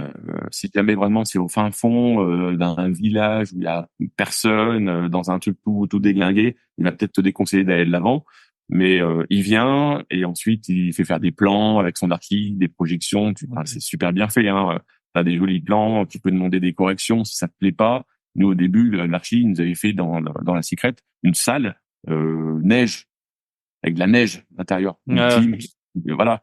Mais en fait, si tu veux, quand tu es dans l'ambiance un peu caliente, t'as plus envie d'avoir de la chaleur que de la neige. Hmm. Et Hmm. en plus, si monsieur est très Surtout très en froid, Haute-Savoie. Ouais, voilà.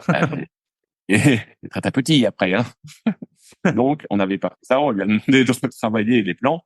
Et je crois que c'est à la troisième simulation, ça nous a plu, on a dit go. Alors Hmm. après, ouais, tu cherches des artisans, et si tu veux, effectivement, il faut avoir un jacuzzi ou une baignoire balnéo, mais le jacuzzi, c'est bien. Il faut avoir un hammam ou un sauna. Il faut faire un truc Hmm. bien, élégant, qui plaît. Ok. Voilà.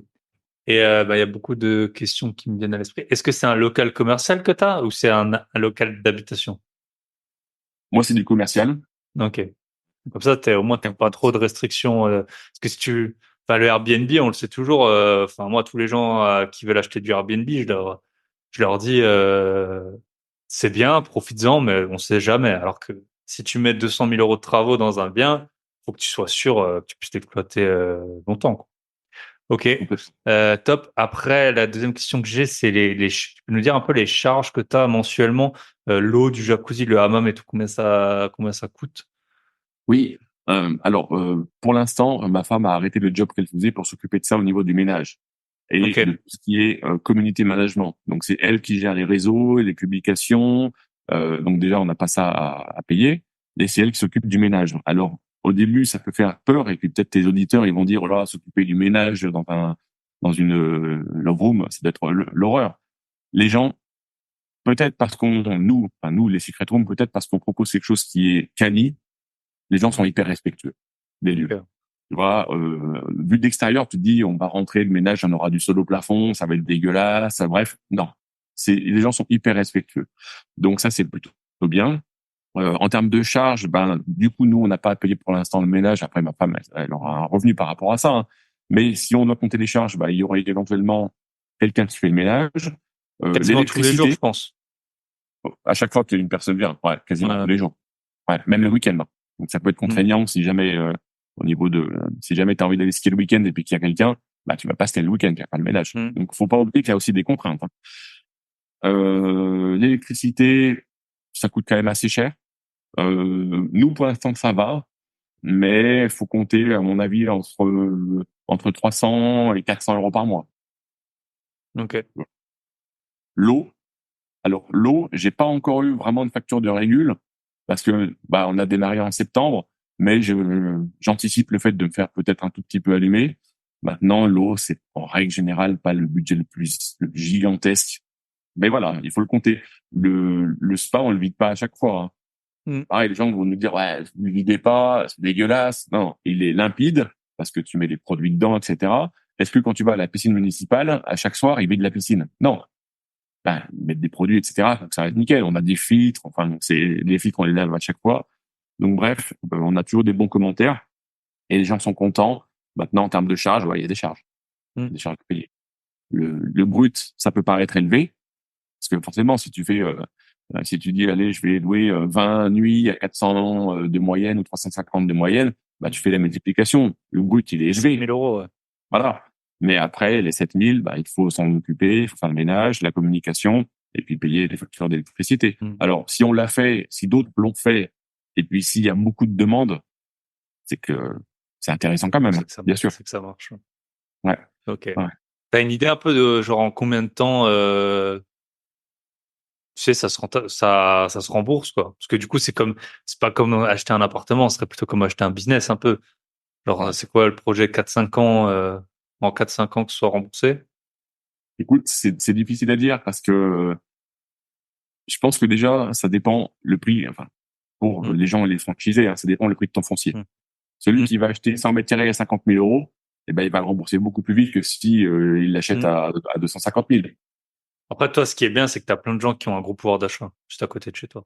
Oui, c'est pas pour autant que je vais faire des nuits à 1000 balles. Alors oui, les Non gens, mais t'as plus de gens qui peuvent payer 350. oui, ouais. Et surtout, j'ai beaucoup parce qu'on vend des plus-values.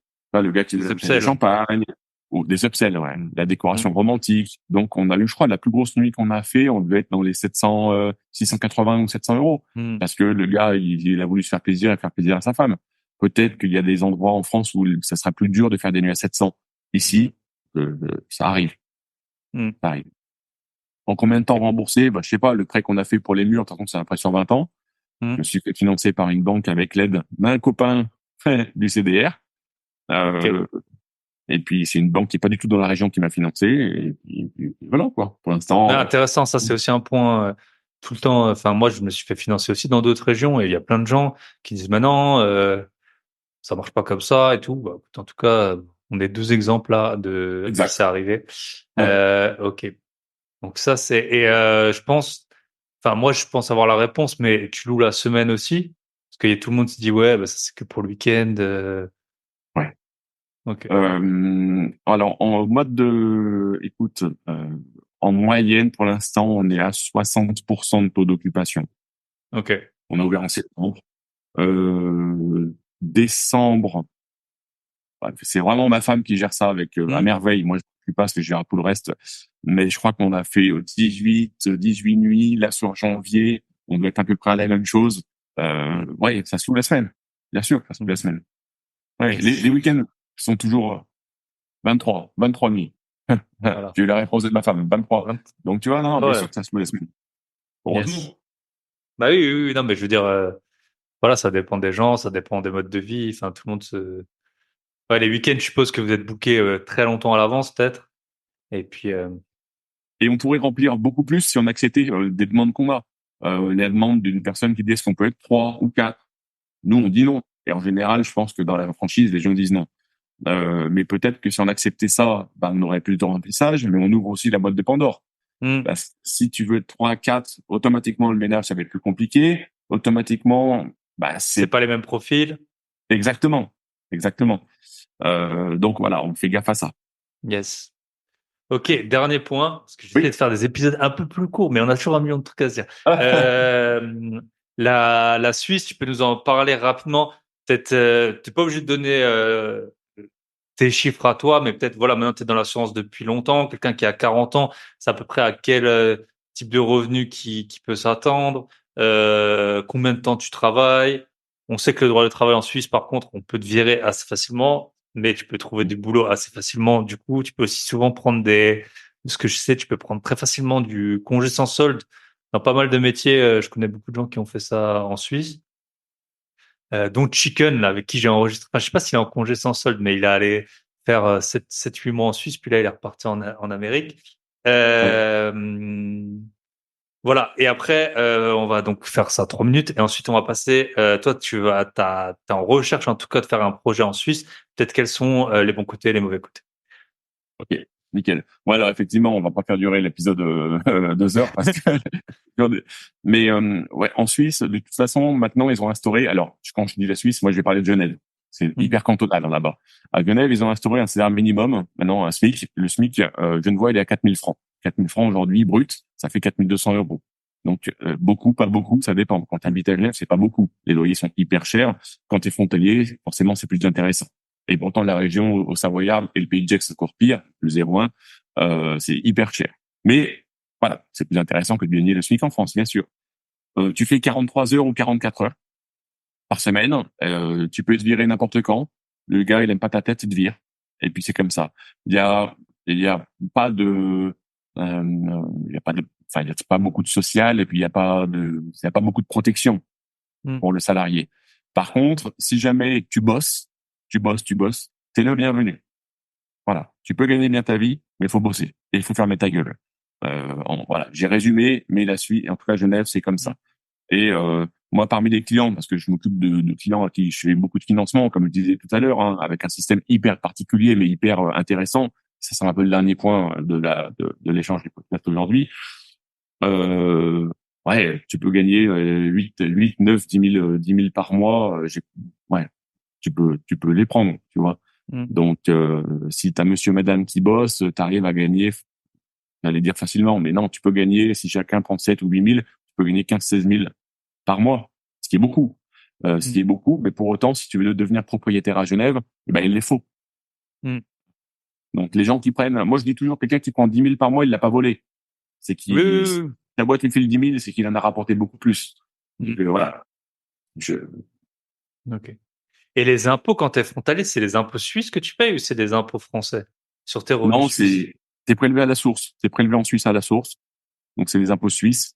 Et ensuite, les pays se mettent en relation entre eux, mais ça, je sais pas comment ça Ouais. fonctionne. Mais t'as pas de régule, toi. T'as pas parce que les impôts sur le revenu sont beaucoup plus faibles en Suisse. C'est de l'ordre de 15, enfin, ça dépend des cantons, je crois, mais euh, c'est de l'ordre de 15%. Enfin, à Zurich, en tout cas, mon cousin me racontait ça. Euh, Parce qu'en France, si t'es à 10 000, ben voilà, t'es à 40% de taux d'impôt, quoi. Ouais, c'est Ok. plus faible, hein. Et puis, tu as pas mal de stratégies pour en payer moins. Tu peux faire ce qu'on appelle les troisième piliers pour déduire des impôts. Tu peux faire des rachats dans ta caisse de pension, dans ton deuxième pilier. Ça te permet de déduire fiscalement. Enfin, il y a pas mal de stratégies, mais en parler, ça va nous prendre 1 heure. Donc, je Ouais. fais beaucoup de résumés. Mais effectivement, fiscalement parlant, les Suisses, si tu veux, ils disent, quand tu arrives à la retraite, c'est là où tu as le plus de pognon. Ce qui est logique, bosser toute ta vie. Donc c'est là où tu es censé avoir le plus d'argent pour consommer. En France, j'ai l'impression que c'est des fois un peu l'inverse. Quand tu es à la retraite, c'est là où tu as le moins d'argent. Et puis bon, ben si tu peux crever, ça t'arrangera quand même le monde, tu vois. Donc c'est vraiment deux mentalités différentes. Et ouais, les retraités en Suisse, pas tous, bien sûr, hein, bien sûr. Mais en tout cas, tu as la possibilité de mettre des sous de côté, de cotiser. Et fiscalement parlant, on t'encourage à mettre des sous de côté, en tout cas. Pour ta retraite. Yes. Pour ta- Ok. Et du coup, là, tu as un projet, enfin, t'es en recherche, peut-être donc de faire un projet en Suisse. Raconte un peu pourquoi ce serait avantageux, quelle est la problématique. Je suppose la problématique, c'est les nombres de zéros. Voilà. Raconte un Ouais. petit peu. C'est vrai que le projet maintenant, le projet 2024 et à venir, ça serait, si tu veux, bon, moi j'ai un projet de m'associer avec deux personnes d'une immense qualité pour développer une société et ensuite acheter du patrimonial en France, bien sûr, hein, encore, mais vraiment associer deux associés avec qui on va euh, mettre toutes nos connaissances respectives ensemble pour essayer de cartonner Mm. cartonner en France, un marché que on maîtrise tous, et, et cartonner c'est beaucoup dire, mais en tout cas développer si possible en Suisse parce que c'est quelque chose que je connais bien, Genève surtout. Pourquoi l'investissement? Pourquoi moi je serais intéressé? C'est pas facile, hein. C'est pas facile parce que acheter en Suisse, acheter à Genève, c'est un étranger ne peut pas investir du locatif. Et il y a des lois par rapport à ça, donc il faut réfléchir. C'est l'annexe Kohler, la LFAI, qui dit qu'il faut habiter en Suisse pour pouvoir acheter de l'investissement immobilier en Suisse. Il se protège. C'est un petit pays, donc il se protège. Mais hormis cet aspect où on pourra toujours trouver des solutions, je peux demain aller habiter, prendre un permis B et aller habiter en Suisse. Tu vois, c'est facile.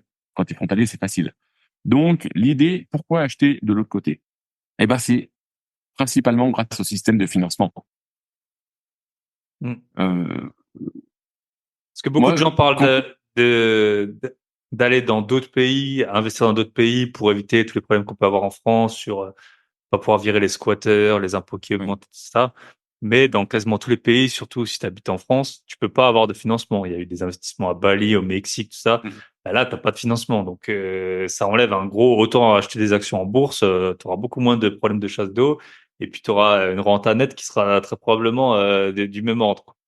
Ouais, Donc en complètement. Suisse, par contre, c'est vrai que déjà en France, on a un bon système de financement, tu peux quasiment tout financer. Là, en Suisse, tu peux avoir un système qui peut, surtout si tu as des fonds, qui peut être encore meilleur que le système français. Ouais. Je nous raconte un petit peu. Je vais essayer de le résumer. Mm. Euh, les Suisses, ils considèrent, par exemple, si jamais tu veux acheter un bien locatif, tu vois, tu veux acheter un immeuble à 1 million d'euros en France, les banquiers, la première question, ou dedans, admettons qu'il y a 5 apparts, 10, 50 apparts, et que ce bien immobilier, il te ramène 100 000 par mois. Il dit n'importe quoi. Mm. Première question du banquier, ça va être dire, d'accord, c'est quoi votre salaire? Allô? Mm. Moi qui peux rembourser le crédit. Donc pourquoi tu me poses cette question-là? Souvent c'est ça, hein. Et même quand tu es en SCI, même en pré-pro, souvent la question, c'est on a besoin de vos fiches de salaire. Déjà en Suisse, ils fonctionnent différemment. Ils vont dire, bah oui, c'est les locataires qui vont payer. Ah, ok. Donc déjà vous avez compris. Alors ça c'est ce qui est cool, hein. Si je dois donner des chiffres rapidement, si tu achètes un bien immobilier à 1 million d'euros en France, admettons, c'est un immeuble pour faire du Mm. locatif, la banque aujourd'hui, elle va te demander 30% d'apport, à peu près 20, 25, 30. Vu les montants, 1 million d'euros, je pense qu'à aujourd'hui, ils vont peut-être te demander 30% d'apport. Je peux me tromper, mais je pense que c'est à peu près ça. Donc, si tu empruntes 700 000 euros, ça va te coûter, à l'époque, Avant, c'était ce genre 500 euros les 100 000. Maintenant, c'est plutôt dans les 650 les 100 000. à l'époque, je Euh, disais 3 500 euros, ouais, voilà, c'est ça. 700 000. 7 fois 500. Et Voilà. maintenant, tu es plutôt dans les 4002, 4005, je pense. Exactement. Mais voilà, admettons 3005 comme c'était à l'époque, comme ça. De toute façon, aujourd'hui, tout a monté. Mais 3005. Bah, si jamais tu as un prêt de 700 000 balles pour un bien à 1 million, tu payes 3005, il faut louer au moins 3005 pour être flat. Et Mm. puis, si possible, faire du Airbnb, la coloc, trouver une solution pour que ça soit un peu meilleur. D'accord? Et puis, au bout de 20 ans, ce que disent les Suisses, ah, bah, c'est super votre truc, comme ça, au bout de 20 ans, les ruines sont à vous. Mm. Voilà. Il faut forcément faire des travaux à entretenir. Ok. Eux, de l'autre côté, ils vont dire, vous voulez acheter un bien à 1 million, bah, vous mettez le même apport, hein. On parle de locatif, hein, pas de résidence principale. Vous mettez le même apport, 30%, 300 000. Donc, on va vous prêter 700 000. D'accord? Eh ben, les 700 000, vous allez payer que les intérêts. Vous n'allez jamais les rembourser. C'est de l'in fine à vie. C'est des prêts non amortissables. C'est pas des crédits comme des fois j'entends des crédits sur 100 ans. Non, c'est non amortissable. Donc, le capital qui reste, tu le rembourses jamais. Tu peux le rembourser, mais tu n'as pas l'obligation de le faire. Ce qui veut dire que les 700 000, si jamais, par exemple, tu as un taux à 2%, en France, les taux ont beaucoup monté. En Suisse, ils ont monté, mais ils sont baissés. Si tu as un taux à 2% sur 700 000, ça te fait 14 000 par an. D'accord? Donc, ça te fait Donc 1100, 1200 par mois. Ouais. 1200 par mois. Eh ben, finalement, les Suisses, ils disent, vous allez être riche à la retraite, une fois que tu auras fini de payer ton crédit. Eh ben, eux, c'est le cash flow immédiat, parce que c'est du in fine, Mm. à vie. Et finalement, si tu payes 1200 balles par mois, mais que tu es en mesure de louer 3500, 4000, et ben là, tu dégages du cash flow tout de suite. Ok? Donc là, j'ai fait un super résumé, mais finalement de la puissance des intérêts hypothécaires des prêts immobiliers en Suisse, parce que ça permet d'avoir un gros cash flow tout de suite. Mm. Alors, il faut avoir des fonds propres, parce que à 1 million, bah, tu n'auras certainement pas un immeuble. Mm. D'accord? Si tu veux un immeuble, ça va te coûter plus cher que ça. Mais pour une personne qui réussirait à avoir des fonds propres, investir en Suisse, c'est la machine à cash flow euh, Immédiate, quoi. immédiate. Ouais, plutôt immédiate. Je prends des raccourcis, mais Mais voilà. ouais, c'est ça. Par contre, autant en France, tu as dit ouais, 30% d'apport. Parfois, on peut avoir moins, ça dépend des revenus, de sa situation et tout. Par contre, en Suisse, c'est 25%, tu peux pas avoir moins. Tu peux pas. C'est Pour un Non, mais c'est bien, comme ça, hein. Non, mais je veux dire, c'est le ouais, système. Là, il faut ouais. vraiment mettre quand même de l'apport conséquent parce qu'en fait, c'est la vraie garantie de la banque. En France, la garantie, c'est ta personne et toi qui vas travailler. Et en Suisse, c'est le bien. En fait, c'est tu rembourses jamais, mais en gros, tu as acheté un truc 1 million. Nous, on a une dette de 700. Si Mm. demain tu rembourses plus, ben on le vend et puis on le vendra aux enchères à 800 et puis voilà, on sera content. C'est la garantie, c'est pas la, enfin, c'est la première garantie. La deuxième Mm. garantie, et puis après, voilà, euh, étant donné que tu peux pas fixer un taux sur 20 ans, en France, tu dis, OK, j'emprunte à 3% sur 20 ans. Bah, au bout de 20 ans, tu n'as plus de crédit. Merci. Facile de calculer l'endettement, 3%. Là-bas, vu que tu n'as pas de fin, ils vont dire, bah, OK, on va vous prêter de l'argent, comme j'ai dit tout à l'heure, à 2%. Cool. Mais on va vous fixer le 2% pendant 5 ans, 10 ans. Et puis après 10 ans, on doit renouveler Mm. la dette. Et le taux, on le connaît pas. Donc, de toute façon, toutes les banques et tous les établissements financiers en Suisse, ils font le calcul sur un taux historique qui est de 5%. Donc, tu vas peut-être aujourd'hui emprunter à 1, mais eux, ils vont faire leur calcul à 5. Donc, les 700 000 Ouais, tu vas payer 14 000 d'intérêts par an. Eux, ils s'en foutent de ça. Ils vont dire à 5%, ça fait 35 000. D'accord? Eh ben, tu dois être en mesure de payer aujourd'hui les 35 000 d'intérêts, même si c'est pas vrai. Donc, Ok. ils ont un double parachute. C'est d'une, beaucoup de fonds propres, et de deux, on vous demande d'être en mesure de rembourser, soit vous, soit si c'est du locatif, que les loyers soient en mesure de rembourser un taux théorique à 5%. Ils rajoutent même 1% de frais d'entretien pour entretenir le bien. Donc, c'est sûr Mhm. qu'en Suisse, c'est compliqué de devenir propriétaire. Il faut des fonds propres, il faut avoir des bons revenus ou des locataires qui payent beaucoup de loyers. Mais par contre, tu peux avoir un système derrière qui te permet d'avoir du succès. Et Ok. l'idée, ça serait de développer ça parce que ensuite, être propriétaire, si tu veux, d'un objet de rendement à Genève, pas loin du jet d'eau, avec des locataires où quand tu mets une annonce, tu as 2000 demandes de gens qui sont tous solvables ou presque. C'est patrimonialement, c'est cool. Et après, en termes de cash flow, c'est cool. Voilà. Mais on n'en est pas là. Yes. Tout dans son temps. D'accord. C'est l'idée, on n'en est pas là. Et puis on essaiera de Ok. développer ça avec mes deux associés en parallèle des investissements français. Ok, top. Bah écoute, Pascal, ça m'a fait super plaisir. On avait un million de choses à se dire. Bah, quand un invité il a 20 ans ou 43 ans, eh ben, il a beaucoup plus de trucs à raconter et c'est comme ça et c'est normal. Si on Ouais. veut te contacter, comment on fait? Écoute, le plus simple, c'est sur Insta, le grand Pascal. Et Ok. puis après, avec plaisir, je suis là, je réponds aux questions, je vois les gens. Enfin voilà, moi ça me fait toujours plaisir de partager les expériences, aussi bien avec des jeunes, parce qu'il y en a que j'ai rencontrés qui sont exceptionnels, qu'avec des plus âgés. Voilà, avec plaisir. Ça marche. Bah écoute, je te souhaite un très bon week-end et à très bientôt. Super, merci pour l'invitation. À bientôt. Allez, bye bye. Et voilà, on arrive à la fin de cet épisode. Riche en enseignements. On voit que Pascal il avait beaucoup de choses à nous raconter. Petit rappel, donc la formation Bourse de la théorie au gros billet, le prix il augmente dans une semaine. Donc c'est maintenant ou jamais, www.grosbillet.com/bourse. Deuxième rappel, le webinaire si vous voulez, dimanche 25 février, 20h30, c'est gratuit, vous pouvez vous inscrire avec le lien dans la description. Et troisième point, je vous le demande pas souvent, mais si vous pouviez me mettre une petite note 5 étoiles, pourquoi je vous dis ça? Parce que j'ai un rageux qui m'a mis une note une étoile en me disant qu'on donnait pas de chiffres. Donc là, voilà, je vous ai donné. Si là vous n'avez pas eu de chiffres, je sais pas ce que c'est. Et carrément qui m'a insulté dans le commentaire. Donc voilà, si s'il vous plaît, pour une fois, si vous êtes sur Spotify, vous cliquez, c'est hyper rapide. Ou si vous êtes sur Apple Podcast, je sais que c'est un petit peu plus compliqué. Il faut cliquer sur le nom du podcast et mettre une note 5 étoiles et un petit commentaire. Ça me fera chaud au cœur. Ça fait 3 ans maintenant que j'ai ce podcast. Vous avez un épisode par semaine qui sort tout le temps. Si vous voulez me soutenir, voilà, vous savez comment faire. Je vous souhaite une très bonne semaine. Prenez soin de vous, prenez soin de vos proches et surtout, prenez soin de vos gros billets. Bye bye.